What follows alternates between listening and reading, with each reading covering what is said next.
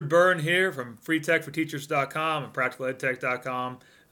If you've been following me on Twitter this morning, you can see that I'm in a bit of a ranty mood for two reasons. One being a company called Gumroad, which is holding up a whole bunch of payments that they owe me for webinar sales without telling me about it. Second, there's a service out there called edtechupdate.com. You've heard me talk about their shady practices in the past, and I want to show you exactly why you shouldn't tweet or retweet anything from EdTech Update. And if you're a blogger out there, if you're an education blogger, EdTech blogger, and you care about your web traffic, consider sending them a note and telling them not to do this to your stuff, because they've been doing it to mine, and I sent them a note about it last fall. They took it down, and now they're back at it again. And that is framing other people's work. So I'll give you an example right here on my screen.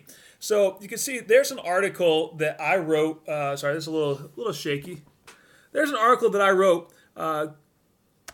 Now they've put it on their site, but and it looks like they're redirecting to my site, freetechforteachers.com. But what they're really doing, if you look up in the address bar, is they're just framing my site inside of theirs. Now, you might be asking yourself, Richard, what is the big deal about that? Here's the big deal about it. When they frame someone's site like they're doing with mine, what they're doing is they're building SEO for their website without actually doing any work, because the link doesn't direct to my site, doesn't direct to the original author's site.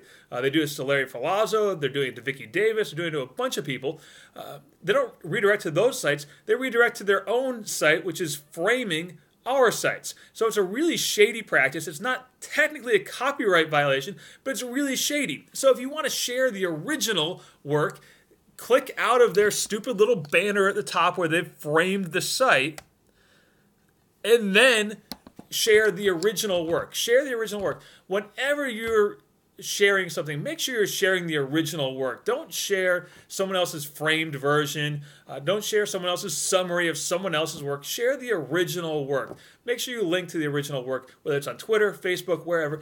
If you do that, then you're really helping out the people like me, people like Larry, people like Vicky, and many others who put their heart and soul and a lot of hours into sharing new original content with you, making it available for free.